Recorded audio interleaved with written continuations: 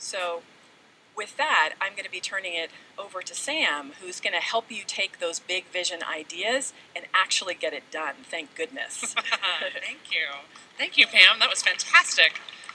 So these things that Pam had you write down about what it is you would like to accomplish in the rest of this year, it's probably not the first time you've had this thought, right?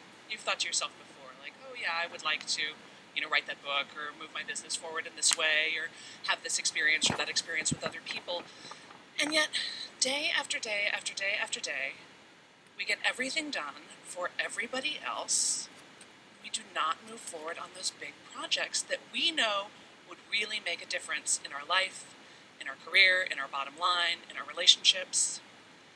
So why is that? Right? What gets us stuck like that? Well, it's complicated. But part of what gets us stuck is the resistance, right? Is those internal voices, those things that we're afraid of, those things that we think people might say or might do.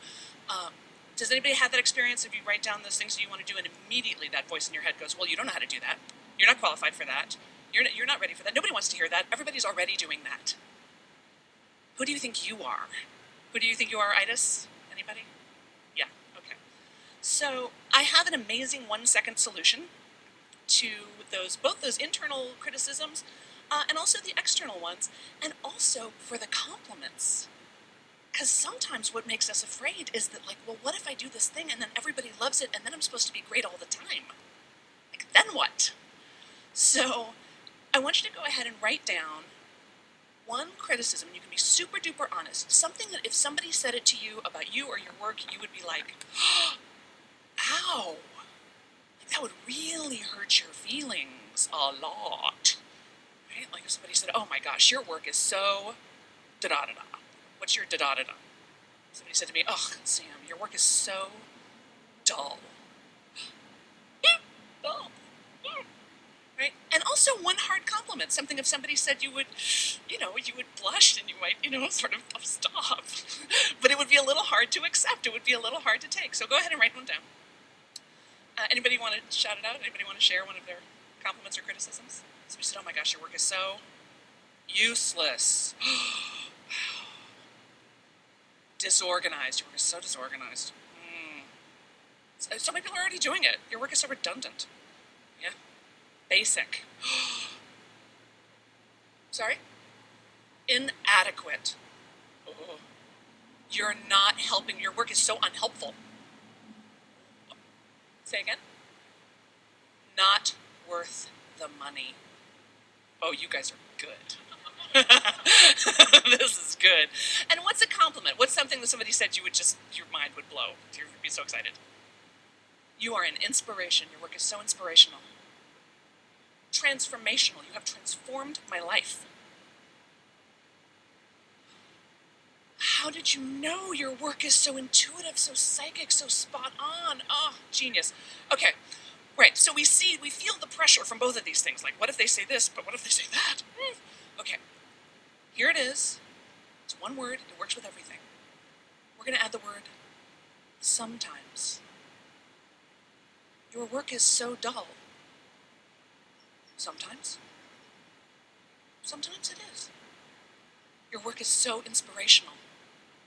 Sometimes. Your work is so not worth the money. Sometimes. Sometimes it's worth way more than I'm charging you. Count your blessings. Right? All of a sudden, can you feel the lightness of that? Right? And somebody says your work is so transformational. Sometimes. Those are good days. Your work is so derivative.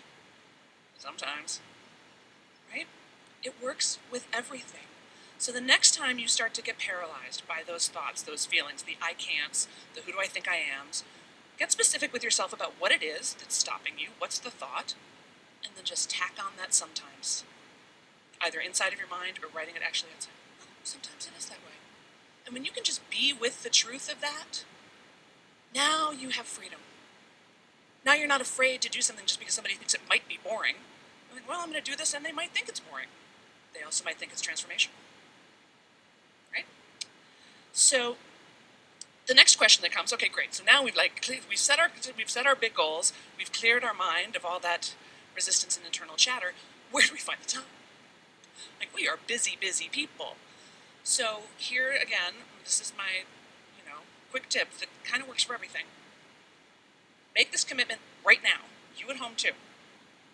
15 minutes a day, every single day, on the projects that matter most to you, before you check your email, before you check your email, before you check your email, spend 15 minutes a day on the projects that matter most to you, the ones that are closest to your heart. Maybe nobody else cares about it, but you do. It is shocking how much work a person can get done in 15 minutes.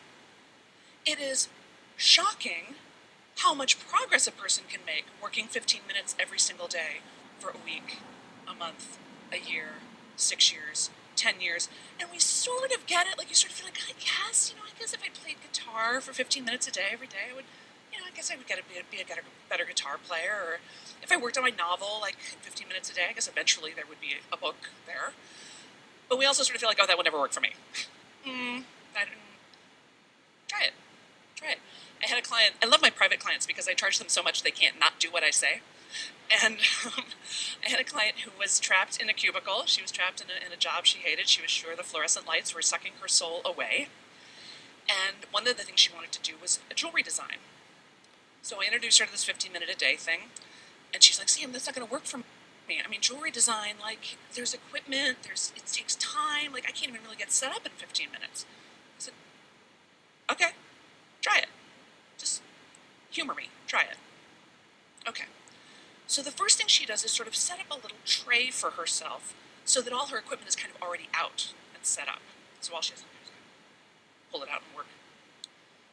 So she does that, and in a week she finishes 3 necklaces, which is 3 more necklaces than she had done in the previous 3 months. So that's working. So then, now she's got this little kit, this little tray thing, so she starts to take it to her other gig, which is working in a tattoo parlor. That's what she really wanted to do, was to become a tattoo artist, which in LA is kind of a big deal. So she starts to bring her jewelry thing with her to the tattoo parlor so that she can be working on it in the downtime there. Well, they didn't know she made jewelry. Now they're all impressed with her jewelry. Now the tattoo parlor starts to sell her jewelry. Now she's making enough money to quit the cubicle, make jewelry, and be a tattoo artist. 15 minutes a day. 15 minutes a day. And, on the one hand, it's also, because it's that thing, that thing where you set an intention, you really make a decision. You're like, that's where I'm going. And then you move your feet, you actually do stuff. And then it's like the universe comes rushing at you. I get this all the time. I get calls and emails where people are like, well, I didn't really think that 15-minute thing was going to work for me, but I thought I'd try it. And the next thing you know, I'm in line at the dry cleaner, and this guy's brother's a literary agent, and he's going to... 15 minutes a day. Okay. So, as you're thinking about what you could be doing, and you'll see I have this called a could-do list. I find that to-do lists are too much pressure. It makes me feel like I'm being chased. But could-do, I'm like, oh, I could pay my taxes. I could take the consequences of not paying my taxes. I could do laundry. I could walk around in dirty clothes. I am an adult. I have choices. And also, could-do will also sometimes you write down, like, I could drive over to Oprah's house. Will I? No, probably not. But now that I'm thinking about Oprah, I'm realizing there is a morning show in that little town that I live in. Maybe I should go over there and talk to them.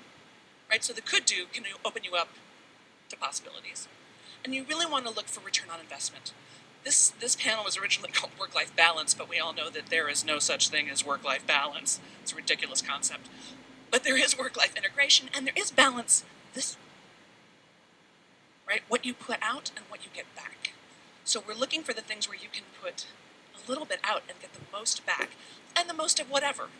The most money, the most clients, the most joy, the most spiritual fulfillment, the most creative zhuzh, the most whatever it is that turns you on.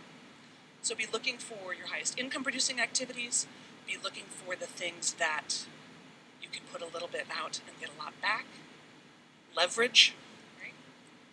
And perhaps the key to successful entrepreneurship, selective neglect.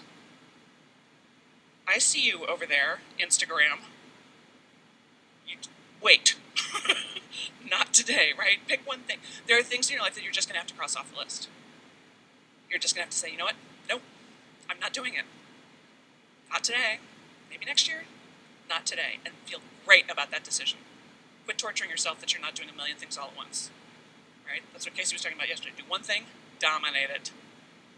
So, permission to selective neglect, and permission to spend your 15 minutes a day every single day. Tracy, tell them how it's done. I'll tell them how to get it.